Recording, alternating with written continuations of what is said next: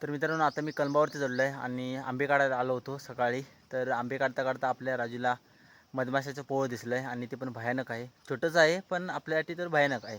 जर आंबे काढताना थोडी जरी चूक झाली असती ना, म्हणजेच जो आंबे काढायचा घळ असतो तर मधमाशाच्या पोळ्याला टच झाला असता ना, तर तो सीन खूप बेकारच होता.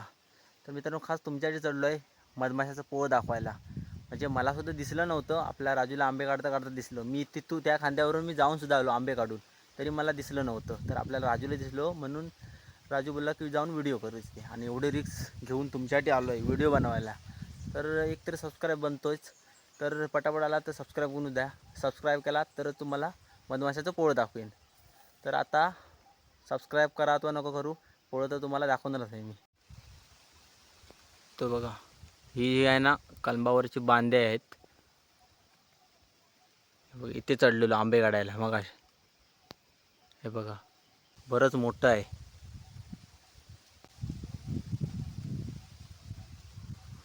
आणि माशा पण बघा अशा बसून राहिल्या आहेत.